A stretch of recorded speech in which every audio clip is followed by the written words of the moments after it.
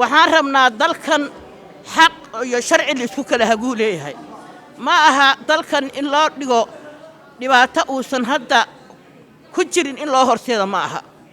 doorashadu ma aha wax la sheegayo way sibqan kartaa waxay noqon kartaa 2 bilood waxay noqon kartaa 3 waxay noqon kartaa 4 waxay noqon kartaa sanad doorashadu waa lagu jiraa cidda doorashada ka socon la adahay waa la og yahay waa la arkaa waxaan codsanaynaa in guddoonka baarlamaanka ugu baaqa dhammaan baarlamaanka Soomaaliyeed oo dhanna ay imaadaan labada gole ta kale gardarrada cad ee la arko inay macnaha la dado maaha doorashadan waxay ka soconi la adahay ka dhaqaaqi la adahay labada lugood hayo waa laba maamul goboleed war in isdhihi waaye ma aha labada maamul goboleed waxa aan cadaynaynaa oo xaqiijinaya aniga ahaantayda waxaan ka soo jeedaa gobolka maxaan ku dhahay maamulka Jubbaland aan ka soo jeedaa ani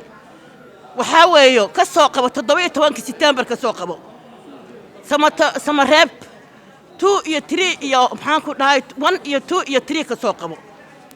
inta la fadhiya hadda ka soo qabo sharaf iyo cisi bay leeyihiin laakiin hal dhaliilaan wada ani halka dhaliilaan wada waxa kamid ah iyagoon ogahay inay rabaan dalkan si dhab ah inuu doorasho u galo intaas la fadhiya halkaas intaas nimanka la daba ordahaya way soo duuleen xamar bay imaaneen xamarna maanta ma rabaan inay doorashadii ka qabtaan su'aal baan u qabaa beesha caalamka su'aal waxaan u qabaa maamul goboleedyada iyo dawladda federaalka ma waxaan arkin biina arkin idinkana ayna arkin ma xaaladaaba sidan aad dhab ka rabtaan waxaan la rabnaa dalkan doorasho u socdaa wuu aadaya soo ku aadi laakiin dalkan doorasho soo ku aadi ma laba nin baa loo xayirnaan karaa ma laba maamul baa loo xayirnaan karaa hadday musharaxiin noqdaan iyo hadday mucaarad noqdaan maanta labada wax ee la hayo ee la raba in lagu awrkacsado waa labada maamul wax kale oo haysta male labada maamul hadday dhaqaaqan dalkan horumar buu gaari